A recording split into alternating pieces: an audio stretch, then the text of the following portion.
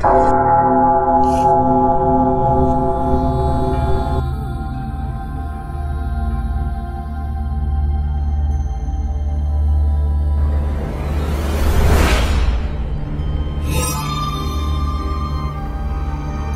nais po akong ibahaging kwento sa inyo.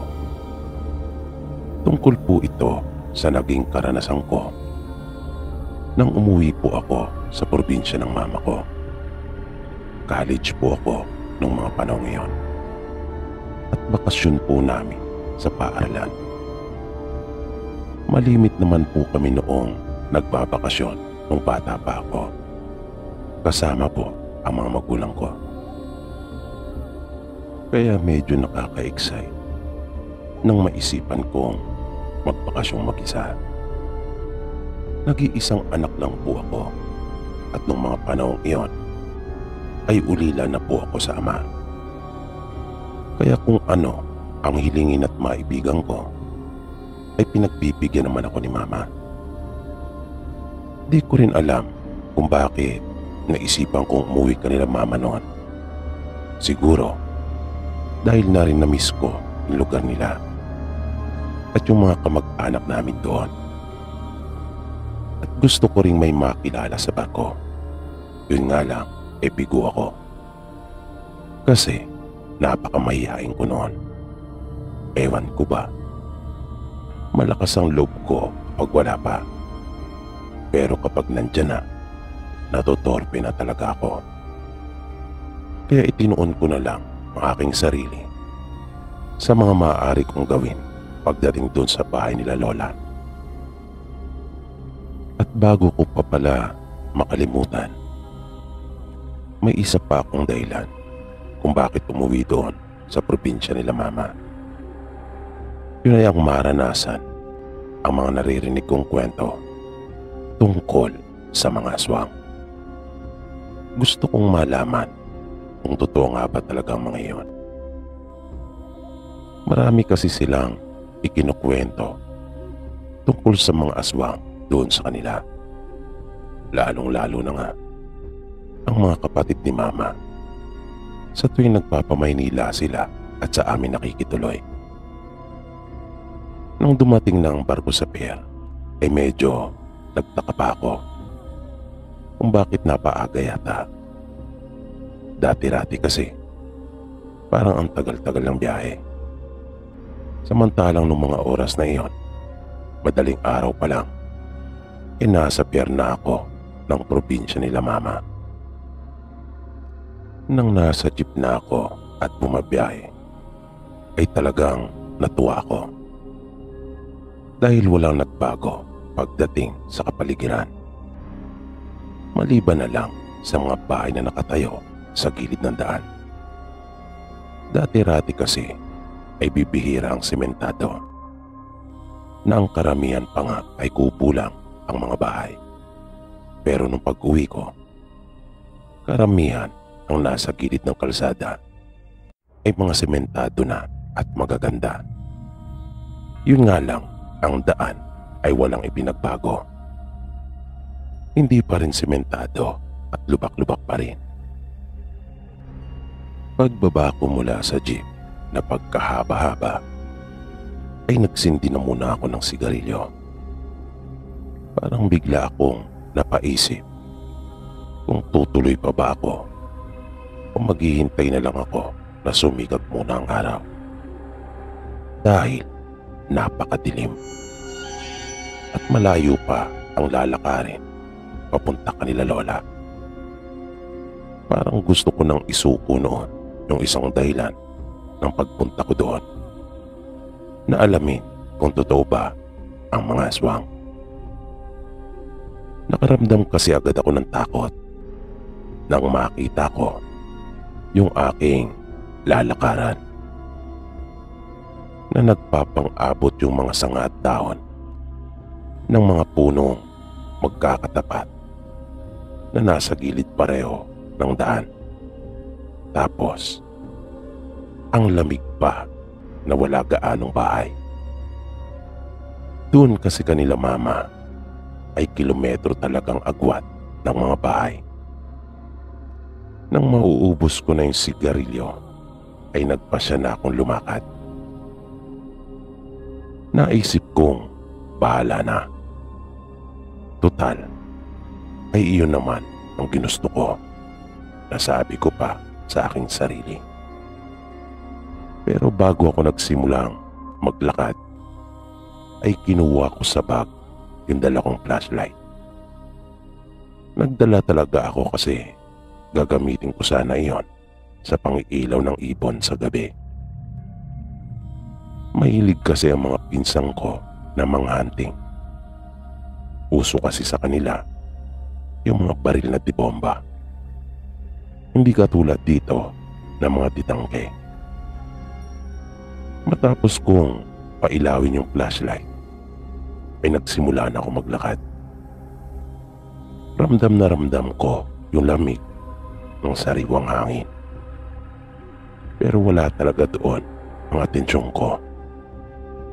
Medyo kung ano-ano na rin kasi ang pumapasok sa isipan ko nung mga oras na iyon.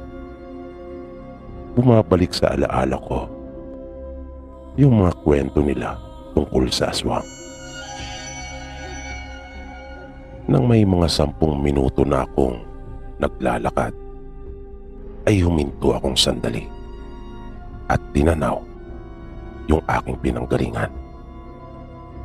Medyo paakyat na kasi ang lalakaran ko, kung kaya nagpahinga lang ako. Maya-maya ay bigla na lang akong nakarinig ng mga malalakas na yabag na talaga namang tumatagundong. Parang mga kabayo iyong tumatakbo na sa lakas noon ay iisipin mo talagang napakarami ng mga ito. At habang tumatagal ay palakas pa iyon ng palakas na para bang papunta talaga sa direksyon ko. Pero nang itapat ko naman doon ang liwanag ng flashlight, ay wala naman akong nakita. Hanggang sa humina na iyon nang humina at tuluyan ding nawala. Na para bang dinaanan talaga nila ako sa gilid. Kaya dahil doon ay napaisip na talaga ako. Nagdadalawang isip na akong tumuloy pa. Pero naumpisahan ko na. Nagtatalo talaga sa isipan ko kung maghihintay na lang ba ako ng umaga o dediretso na. Hanggang sa umabot ako sa desisyong tumuloy. Pero inilabas ko na noon yung Swiss knife ko. Sa likod ng isipan ko ay parang may bumubulong lagi na ginusto mo yan na dahil doon. Kung kaya para ako napipilitan. Naglabas din ako noon ng panyo mula sa aking bulsa at itinali ko pa sa kamay ko yung patalim at sinabi sa sarili kong wala na itong atrasan. Naglakad akong muli. Mahaba-haba na rin ang nalakad ko. Nang bigla namang may dumaan sa aking harapan. Mabilis iyong tumawid sa daraanan ko. Malaki iyon, pero ang bilis ding kumilos. Hindi malinaw sa akin kung ano talaga yung nakita ko dahil na rin sa sobrang bilis nito. Pero sigurado akong hindi iyon karaniwang hayop na makikita doon sa probinsya nila mama tulad ng kalabaw o baka. Kaya para nang urong sulong ang mga paa ko. Hindi ko kasi talaga akalaing mararanasan ko ang mga bagay na iyon. Pero naging positibo pa rin ako. Naisip kong wala pa rin namang nangyayaring masama sa akin. Kung kaya, nagpatuloy pa rin ako. Naalala kong may bahay pagdating sa ituktok ng bundok. At kamag-anak iyon nila mama. Kung kaya, naisip kong doon na lang muna magpahinga at magpalipas ng oras hanggang mag-umaga. Mangiistorbo na lang ako at makikiusap. Pero nang sapitin ko na yung lugar, ay nadismaya talaga ako. Dahil ang naabutan ko na lang ay sira-sirang bahay. Bulok na iyon, na halos wala ng dingding at bubong. Kaya napabuntong hininga na lang ako ng malalim. Wala na akong magagawa pa kundi ang magpatuloy na lang. Naisip ko rin namang maya-maya lang ay sisikat na rin ang araw. Dahil mag-aalas 4 na noon ang madaling araw. Nang lalakad na uli ako, ay bigla na lang may narinig akong sitsit. Sa kalagitnaan ng dilim ay mayroong sumisitsit. Na kung sakaling biro man iyon, ay hindi talaga isang magandang biro. Kaya sa halip na humakbang ako, ay natigilan akong bigla. Nanindig talaga ang mga balahibo ko sa katawan. Hindi dahil sa ginaw, kundi dahil sa nakakakilabot na pagsitsit na iyon. Nanatili lang akong nakatayo at hindi gumagalaw. Mga ilang segundo din iyon. Nang bigla ko marinig uli ang sitsit. Nang sandaling iyon ay ang bilis na talaga ng paghinga ko. Kabado na talaga ako. Hinawakan ko uli ng mahigpit yung patalim na hawak ko. Bahala na, sabi ko. Umakbang ako at naisip ko magpatuloy na sa paglakad. Nang bigla yung sumitsit ulit. Kaya natigilan ako muli. Pero huminga ako ng malalim at matapang kong pinaglabanan ng takot. Dahan-dahan akong lumingon. Kasabay ng pagtutok ko ng flashlight. At nagulat talaga ako nang makita ko yung isang matandang babae na nasa gilid ng haligi ng sirang bahay na iyon na nakasilip. Kitang-kita ko yung kakaiba niyang mga mata na talagang puting lahat, na para bang nababalutan pa iyon ng lamat.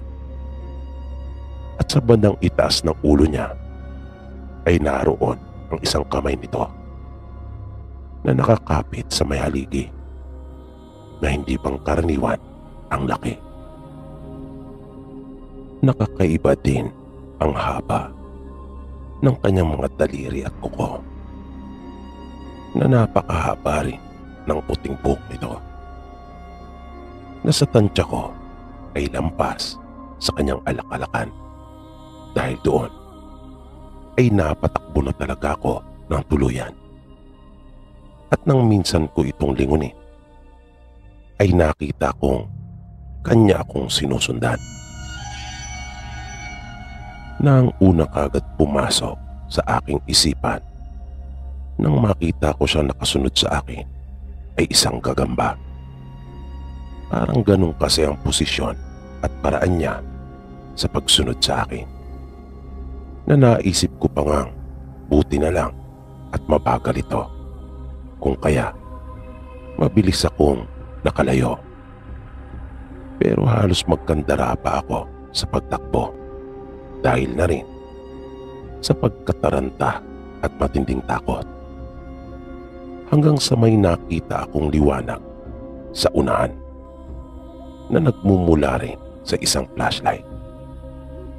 Kaya mas nagmadali pa ako at sumigaw ng tabang. Kahit paano kasi ay may mga natatandaan pa akong salita kanila mama. Di nagtagal ay narinig ko na ang mga boses na papalapit sa akin. At para akong nabunutan ng tinik nang makilala ko kung sino sila. Ang pinakamatandang kapatid nila mama at kasama niya ang kanyang asawa. Nagulat din sila nang makita ako. Takang-taka ang mga ito kung bakit raw ako naroon noong mga oras na iyon. Pero sa halip na yun ang sagutin ko, ay sinabi ko sa kanila yung dahilan kung bakit ako sumisigaw at humingi ng tulong. Pero parang hindi na sila nagtaka nang marinig ang mga sinabi ko. Sabi pa ng tiyahin ko, hindi lang daw ako ang nakaranas ng ganon. May kalahating taon na raw na naging aktibong muli ang aswang sa kanila. Kung kaya nga, kapag sila ay umaalis, ay may dala talaga silang mga pangontra sa aswang. At ipinakita pa sa akin ng tiyuhin ko yung nasa bayong na dala nila. Isa iyong buntot pagi at yung kanyang talibong. Nalaman kong magpapabayan pala sila ng mga oras na iyon. Pero dahil nga sa nangyari, ay bumalik na lang at kanila na muna akong dinala sa bahay. Pinagkapi nila ako at tinandaan ng almusal. Na habang kumakain ako, ay naisip ko na natao naman yata yung aking pagbabakasyon. Umuwi ako kung kailan aktibo ang mga aswang doon kanila mama. Na ganun pala iyon. Na kapag hindi mo pa nararanasan, ay para bang ang tapang mo at tila hinihiling mo pa na makaranas ng ganon. Pero kapag naranasan mo na, ay parang ayaw mo na talaga iyong maulit pa. Kaya yung buong panahon na nandun ako sa probinsya nila mama, ay hindi talaga ako umaalis na walang kasama. Kahit nga yung plano kong pangiilaw sa gabi, ay hindi ko na ginawa. Dahil na rin sa nakakatakot kong karanasang iyon, na ayaw ko na talagang maulit pa kahit kailan sa buhay ko. At sa maniwala kayo sa hindi, ay totoo ang mga aswang. Dahil naranasan ko nang habulin ito.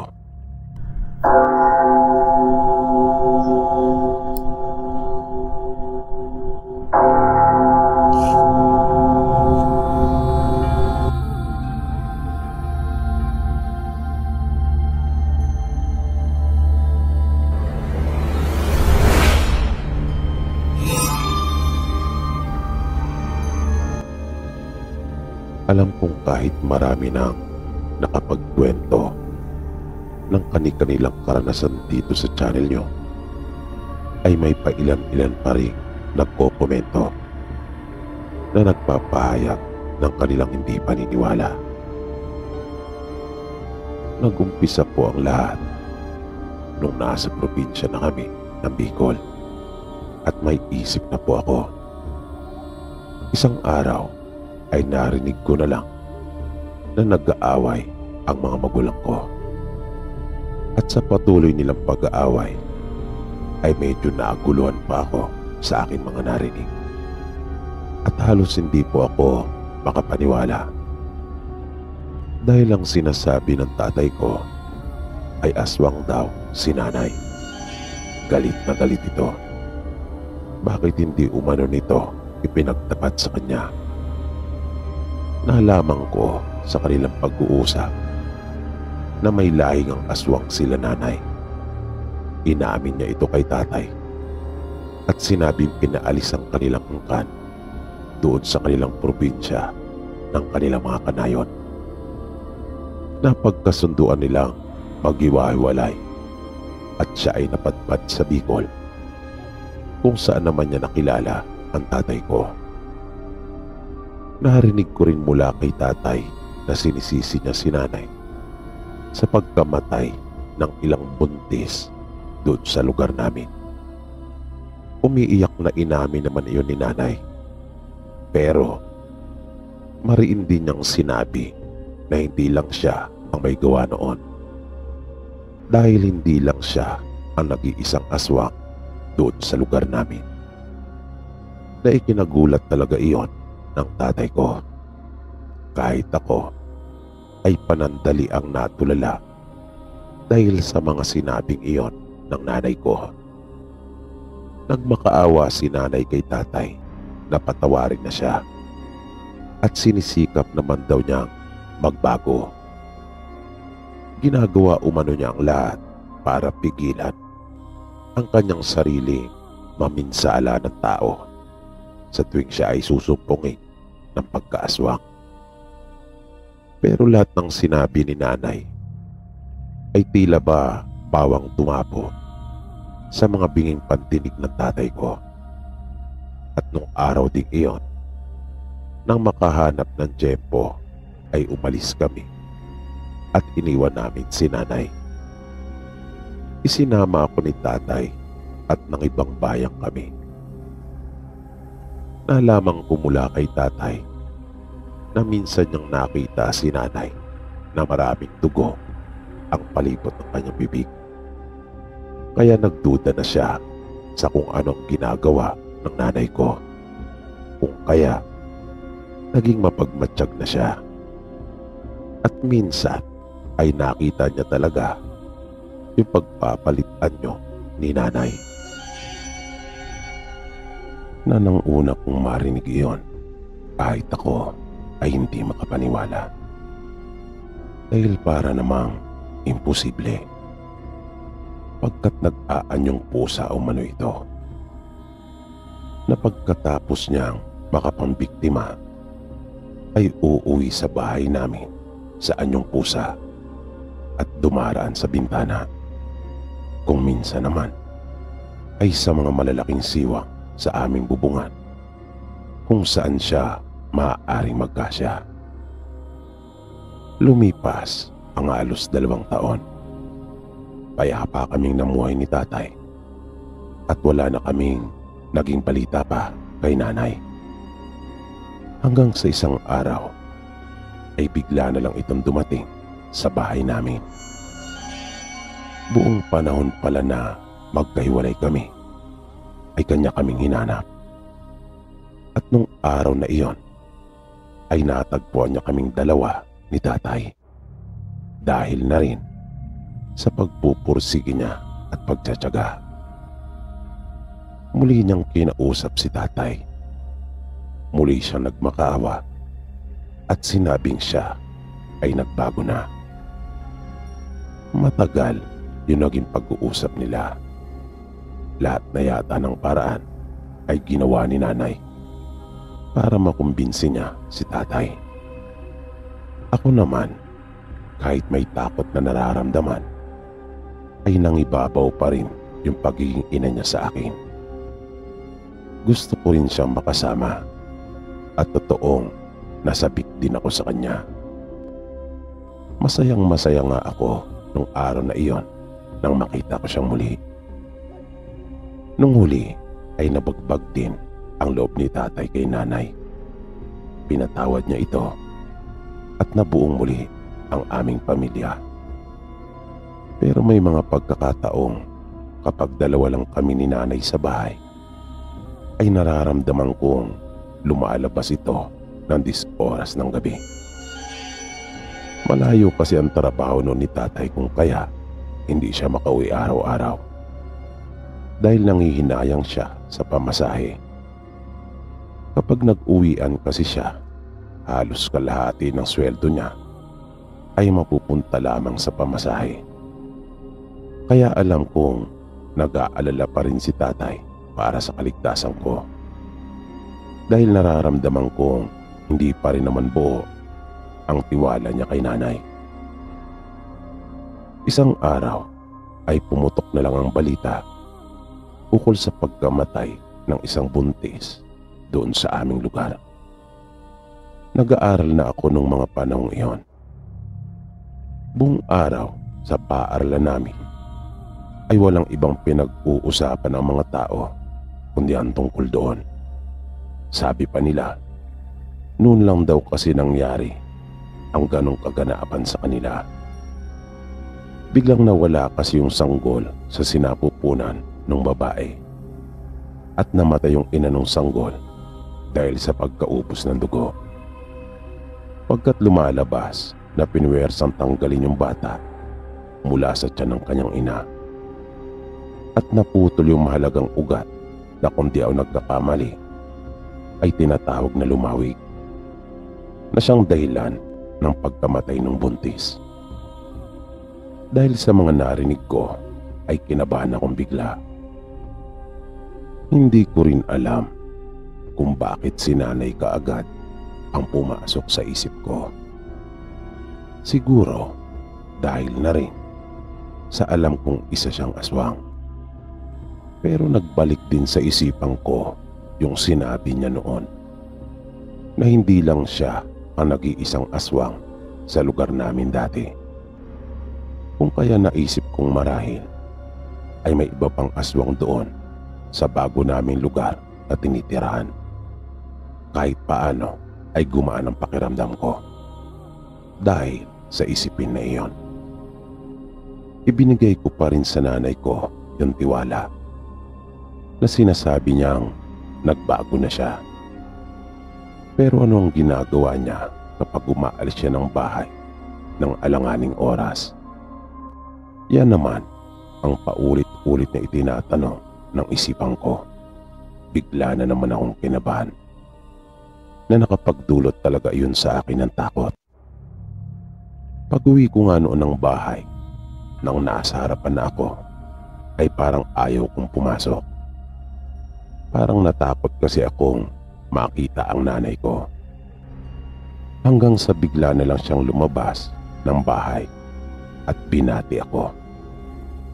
Sinabi niyang dumating na raw pala ako. Nagulat naman ako dahil doon. Tahimik akong pumasok ng bahay namin at naramdaman kong sumunod siya sa akin. Hanggang sa kwarto ay sinundan niya ako.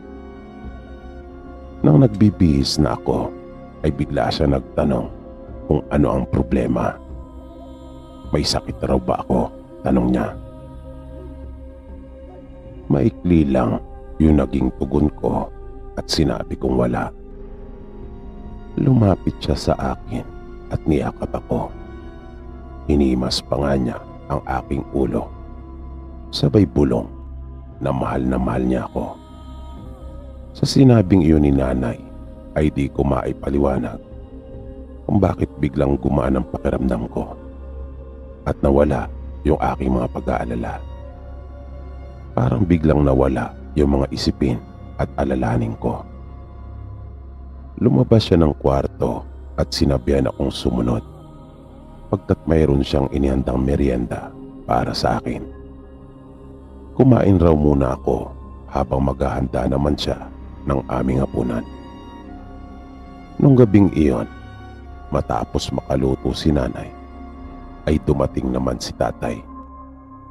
Biyernes kasi noon at iyon ang araw ng kanyang pag-uwi.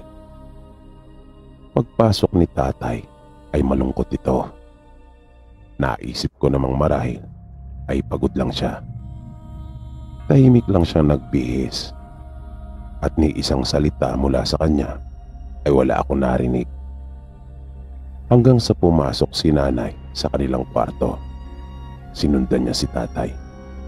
Maya-maya ay narinig kong nag-uusap na sila.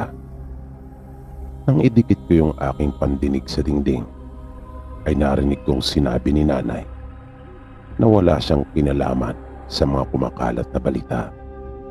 At sana naman daw ay wag na siyang pagdudahan pa ni tatay pagkat nagbago na raw siya.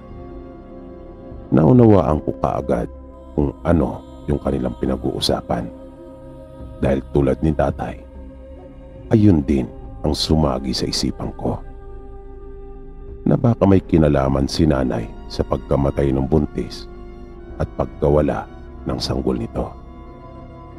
Dahil sabi nga sa mga kwentuhang narinig ko, noon lang nangyari sa kanilang lugar ang ganong pangyayari. Pero naniniwala ako kay nanay na nagbago na siya. Dahil mariin ang mga pagkakabigkas niya ng bawat salita ng kanyang itanggi kay tatay yung mga ipinaparatang nito. Sabado at Linggo ay magkakasama kami sa bahay. naging payapa naman ang lahat at masaya kaming tatlo. Nang pumasok na uli si tatay sa kanyang trabaho, Lunes noon, tandang-tanda ko. Ang dami kong dapat gawin na may kinalaman sa aming paaralan. Kaya gabing-gabi na nung araw na iyon ay gising pa ako. Nang maramdaman kong biglang lumangit-ngit yung sahig namin. Kaya mabilis akong nahiga sa higaan ko at nagkunyaring natutulog na. Naramdaman kong biglang bumukas yung pinto ng aking kwarto. Walang dudang si nanay iyon, naisip ko. Pagkat dalawa lang naman kami nasa bahay noong mga oras na iyon. Makara ng ilang saglit ay agad ding isinarang muli yung pinto. Makara ng ilang minuto ay bigla na lang akong nakarinig ng malakas na pagpagaspas na parang meron talagang lumipad. Biglang kumabog ang dibdib ko. Naisip kong marahil ay sinilip lang ako ni nanay kung ako ba ay natutulog na. At nang makita niyang nakahiga na ako at tulog, ay umalis na naman ito. Sa halip na ipagpatuloy ko yung mga ginagawa ko, ay nanatili na lang akong nakahiga at nag-iisip. Naguguluhan na ako sa mga nangyayari noong mga sandaling iyon. Di ko na malayan yung oras pagkat mabilis itong lumipas. Bahala na kung mapuyat ako. Dahil kahit gustuin ko ay ayaw talaga akong dalawin ng antok. Dahil na rin sa mga isipin na bumabagabag sa akin. Di nagtagal ay bigla na lang may kumalabog na nakatawag talaga ng pansin ko. Napalingon akong bigla kung saan ko narinig yung pagkalabog na iyon. Sa kwarto iyon nila nanay. Para nang sasabog yung dibdib ko noong mga oras na iyon dahil sa kaba. Pero nanaig sa akin yung pagnanais kong malaman yung katotohanan. Kaya dahan-dahan akong tumayo mula sa pagkakahiga. At para hindi ako makalikha ng anumang ingay paglabas ng aking kwarto, ay gumapang na lang ako sa halip na maglakad na nakatayo. Matyaga kong ginawa iyon papunta sa kanilang kwarto. At nang nasa may pintuan na ako, ay saka ako sumilip. Nanlaki talaga yung mga mata ko nang makita ko si nanay na nakahubad. Wala siyang anumang saplot sa kanyang katawan at nangingintap talaga ang buong katawan niya. At mayroon siyang sugat na sa pagkaunawa ko ay kanya iyong ginagamot. At ikinagulat ko talaga iyon. Dahil bukod sa langis na kanyang ipinapahid, ay pinapahiran niya rin iyon ng napakalapot niyang laway.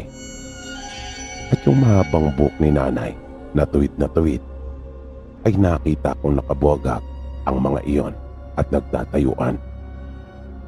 Dahil sa takot na naramdaman ko, ay nagmamadali na akong bumalik sa aking silid. Kinaumagahan, matunog ang balita ukol sa isang aswang umano na gumagala doon sa aming lugar.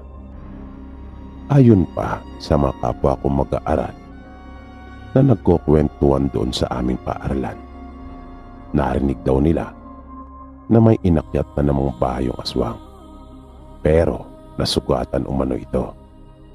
Kung kaya nakaligtas yung asawa nitong buntis. Bigla talagang nanlaki yung mga mata ko at ako'y natigilan sa aking ginagawa. Dahil parang sinanay na talaga yung tinutukoy nilang aswang. Dahil nga sa nakita ko ito noong nagdaang gabi na may sugat siyang ginagamot. Parang ayoko nang umuwi ng bahay namin dahil doon. At nakaramdam ako ng matinding hiya para sa aking sarili. Naisip ko kasi na paano na lang kapag nalaman ng mga tao na ang nanay ko pala ang siyang gumagawa ng mga bagay na iyon. Naaluha talaga ako. At hindi lang dahil sa mga kwentong narinig ko, kung kaya ako nakumbinsi na si nanay nga ang gumagawa ng mga karumaldumal na bagay na iyon. Dahil ng sumunod na gabi ay palihim ko siyang minatyagan. At kitang-kita mismo ng dalawang mata ko yung sinasabi ni tatay. Nasaksiyan ko mismo yung pagpapalit niya ng anyo. Una ay nakarinig pa ako ng mga malakas na pagpagaspas. At makaraan ng ilang sandali ay may pumasok ng isang malaking pusa na kulay itim. At namangha talaga ako nang biglang maglaho yung pusa. At ang nakita kong naroon sa may sahig ay si nanay. Mahirap paniwalaan pero nasaksiyan ko pong lahat iyon.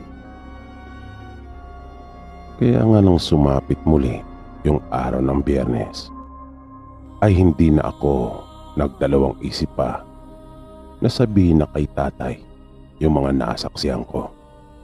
At dahil doon ay agad na nagpasya si tatay. Muli na naming lilisanin sana yung aming tahanan at iiwang muli si nanay. Pero sa pagkakataong iyon ay minamatyagan din pala kami ni nanay. Kung kaya nalaman niya yung plano namin at kanya kaming napigilan. Nagtalo sila ni tatay. Nauwi yung pag-uusap nila sa matinding bangayan hanggang sa magkasakitan na sila. Takot na takot talaga ako noon dahil kinuna ni tatay si nanay ng itak at kanya itong tinaga. Pero hindi naman iyon ininda ni nanay. Kitang-kita ko mismo na hindi talaga ito tinablan at kanyang sinakal si tatay. Gusto ko noong tulungan si tatay. Gusto ko ring awatin si nanay pero natakot talaga ako. Dahil na rin sa kakaibang anyo ng nanay ko. Napakalakas ni nanay at nakita kong bumagsak si tatay sa sahig na walang malay. Bunga ng kanyang pagkakasakal dito. At sa halip na kaming dalawa ni tatay ang umalis na magkasama, ay kami ng nanay ko ang lumisan at iniwan namin si tatay. Nagpakalayo-layo kami ni nanay at namuhay ng kami lang. Natira kami sa isang liblib na lugar na tanging kami lang ang naninirahan doon at walang kapitbahay. Pero nagawa kong may pagpatuloy yung aking pag-aaral. Pero mas tumindi pa ang pagpahayok ni nanay sa sariwang karne at dugo. Na kahit madalas niya noong sinasabi na sinisikap niyang paglabanan iyon, ay alam kong hindi niya kaya. Lalo na at dumarami ng mga nangyayaring patayan. Na alam ko ring pinagdududahan na kami ng mga tao roon. Dahil nagsimula lang ang lahat ng mga kababalangang iyon nang dumating kami sa lugar. Kaya nang makahanap ako ng akmang pagkakataon, ay nilisang ko rin ang bahay namin at iniiwan ko si nanay. Nagsikap akong mahanap at makita si tatay. Nakalaunan, dahil na rin sa pagtsatsaga ko ay natagpuan ko rin siya. Mula noon ay namuhay na akong kasama si tatay hanggang sa mamatay siya noong nakaraang taon lang. Tungkol naman kay nanay ay wala na akong naging balita pa mula nang iwan ko ito. Kaya sa mga nagsasabing hindi po totoo ang mga aswang, ay ako na po mismo ang nagsasabing totoo po ito. Maging yung napapabalitang kakaya nila ukol sa pagpapalit ng anyo. Maaaring hindi nyo ako paniwalaan. Nasa inyo po ang pagpapasya.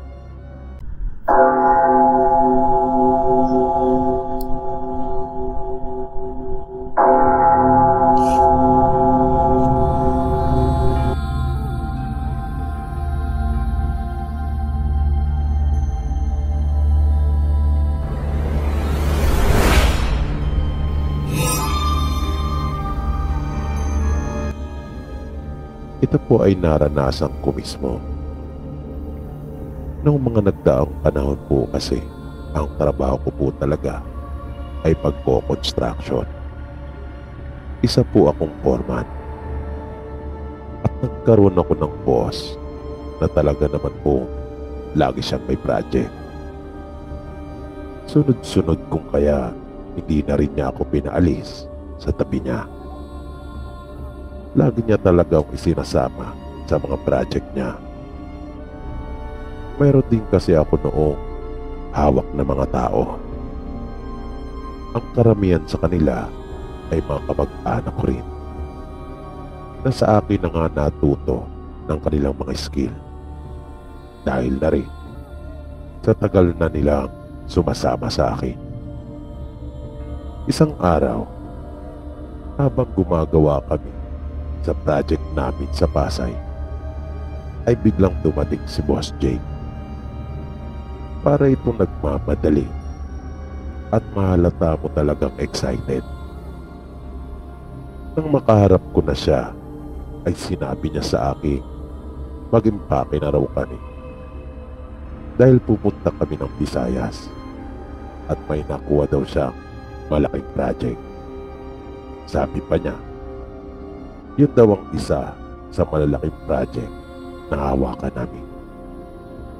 Pero sinabi ko sa kanya na hindi pa namin natatapos lahat ng dapat ayusin sa kasalukuyan namin project.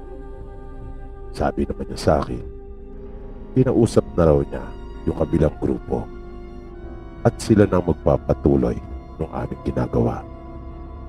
Ako at yung mga tauhan ko raw ang napili niyang isama. Tuwang-tuwa siya noon kaya hindi na ako nagtanong pa ng kung ano-ano. Dahil ayokong sirain yung kasiyahan niya. Ang totoo, natuwa din naman ako noon. Dahil ako at yung grupo ko ang siyang napili niyang isama. Kaya kinahapunan nang matapos ang trabaho namin nung araw na iyon, ay nagligpit na kami ng aming mga gamit. Inihanda na naming lahat ng dadalhin. Lagi ako may nakahandang checklist, kung kaya hindi mahirap magprepara. Nalaman ko nung huli na ang isa sa aming gagawin doon ay yung tower ng isang malaking telecom company dito sa atin. At yun yung una naming gagawin na nasa listahan ni boss.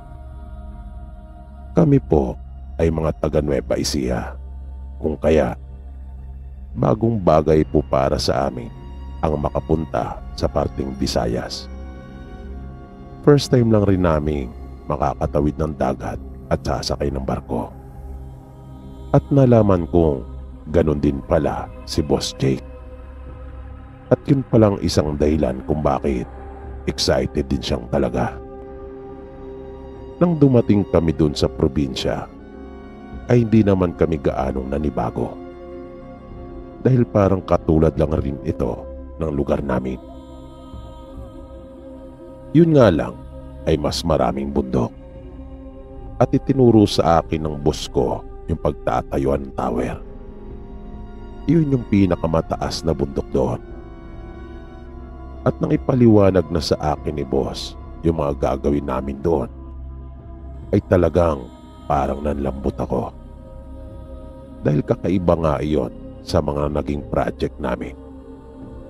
Hindi pwedeng pumutol ng puno dahil matindi yung programa nila pagdating sa pangangalaga ng kalikasan at mga puno. Kaya lahat talaga ng mga gamit at kakailanganin namin para sa project ay mano-manong dadalhin pa itaas. Umupa kami ng mga dagdag na tao para sa pagdadala ng mga gamit namin at materyales. Buti na nga lang at halos lahat ng mga taga roon ay may mga alagang kalabaw. Kung kaya nakatulong talaga iyon ng malaki. Pero yung naranasan naming hirap doon ay walang-wala pala sa mararanasan naming mga kababalagan. Nang dapat pala naming inaalaala ay yung nakaambang panganib sa aming lahat. Minsan ay naisipan kong bumaba ng bundok para mamili sa bayan. Dahil kasi sa hirap mag-akyat panaog, kung kaya nagpasya na akong bumili na ng maramihan pang 1 linggo, na kung maaari nga sana ay kahit masigit pa sa pang 1 linggo. Dahil nga sa napakahirap ng daan. Bukod pa dito, pagbaba mo ng bundok ay malayo pang lalakarin para makapunta sa may kalsada kung saan tumara naman yung mga sasakyan. Nag-iisa lang ang malaking kalsada doon at yun ay diretsuhan.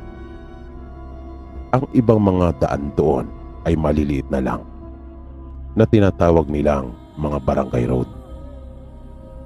Nang nasa may kalsada na kami at naghihintay ng masasakyan, nakatayo kami noon sa may kubo na sa tingin ko ay sinadyang gawin para yun na ang magsilbing pinaka-shade sa mga taong mag-aabang ng sasakyan doon.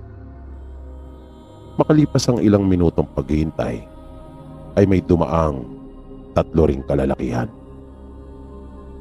Yung isa ay matanda na, uba na siya at may hawak ng tungkod. Yung isa naman ay mga nasa edad 30, habang yung isa ay binatilyo. Masaya silang nag-uusap sa kanilang lingwahe habang naglalakad at malakas ang mga boses nila na para bang wala silang pakialam. Nang mapatapat sila sa amin, ay biglang bumunot ng sigarilyo yung isa sa kanila sa kanyang bulsa at nakisindi sa chewing ko.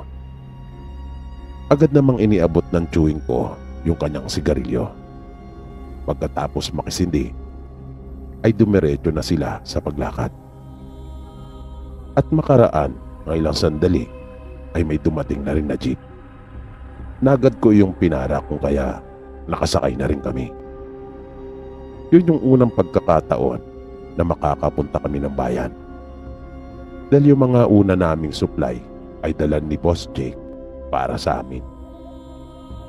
At siya rin ang nagturo sa akin ng daan na hindi naman talaga mahirap matunton dahil sa isa lang naman ang dadaanan.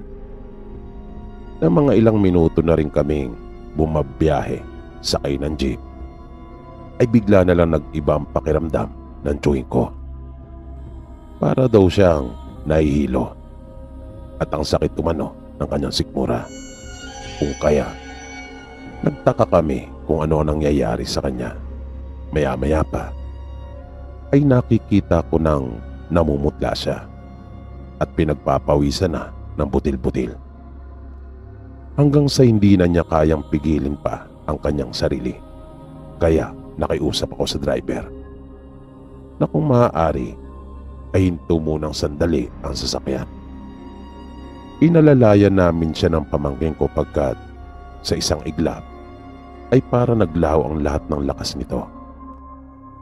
Para siyang lantang gulay na kahit iakbang lang ang mga paa ay talaga namang hirap na hirap siya. Pagbaba namin mula sa jeep ay bigla nang sumambulat yung suka ng chewing ko. Kung kaya, nagulat pa nga ang ilan sa mga pasahero. Di nagtagal, ay may bumaba rin na isa pa mula sa jeep at nagtanong kung ano raw ang nangyayari sa chewing ko. At dahil sa hindi ko talaga alam kung ano ang nangyayari, kung kaya yun ang isinagot ko sa kanya. Sinabi kong hindi ko alam. Nagtanong itong muli kung ano raw ba ang nangyari bago nagkaganon si Uncle. Kung may natatandaan ba raw ako. Nabigla namang sumagi sa isip ko yung nakisindi sa kanya ng sigarilyo. Kaya yun yung ikinuwento ko.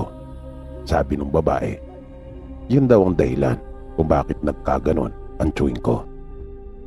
At kanyang tiningnan muna si Uncle. Pagkatapos, ay hinipo nito ang kanyang noo. Bata pa yung babae. Sa tansya ko ay mga 17 o 18 anyos pa lamang siguro ito. Matapos niyang hipuin ang noo ng chewing ko, ay sinabi niyang aswang yung lalaking nakisindi kay Uncle. Pero wag daw kaming mag-alala dahil kanyang kukontrahin yung ginawa ng lalaki. Nabuhayan naman ako ng loob at natuwa dahil sa pagmamagandang loob ng dalaga. May inilabas siya mula sa kanyang bulsa, pero nagulat talaga ako nang aking makita iyon. Dahil para iyong baliktad na krus na yari sa maliliit na sanga ng kahoy. Pagkat napakalit lang talaga noon. Pero nang idampi niya sa chewing ko ay talaga namang epektibo. Dahil napansin ko kaagad yung mabilis na panunumbalik ng kulay ni Uncle. At kung kanina ay talagang hawak-hawak namin siya pagkat di niya kayang tumayo, nung mga sandaling iyon ay nagawa na niyang makatayong mag-isa. Matapos iyon ay sinabi ng dalaga na pwede na kaming sumakay uli sa jeep dahil gagaan at bubuti ang pakiramdam ni Uncle. Gagaling na raw ito dahil nawala na ng bisa yung orasyon na ginawa ng lalaki. Pasalamat lang din talaga kami pagkat mababait yung mga tao na nakasakay namin, maliban doon sa isang babae nang sama talagang makatitig at panayang reklamo na sa palagay ko ay aswang din yata yon. Pagkat parang gusto niyang mapahamak ang chewing ko base na rin sa mga kanyang pananalita. At mabait din talaga yung driver dahil inintay niya talaga kami. Pagdating namin sa pamilihan doon sa bayan ay nagkabiruan pa kaming tatlo na kapag may nakisindi ay hindi namin papansinin, na kunyari ay hindi namin ito narinig at agad na naming tatalikuran. Pero sabi naman ng pamangking ko, ang mabuti raw namin na gawin ay wag na muna kaming manigarilyo habang naroon. Na agad naman siyang kinontra ni Uncle at sinabing imposible daw yon, pagkat di niya kayang hindi manigarilyo sa loob ng ilang minuto dahil para talaga itong pugon. Pero yung naranasan naming iyon ay hindi doon nagtapos. Nasabi ko nga, parang halos isumpa ako yung pagpunta ko sa lugar na yon, na parang nagsisi talaga ako kung bakit tinanggap ko pa yung trabahong iyon. Ang sunod ko namang naranasan ay nangyari mismo doon sa site kung saan kami nagtatrabaho. Gabi na noon at kasalukuyang kaming tumatagay. Nang makaramdam ako ng pagkaihi ay lumabas ako ng barracks namin.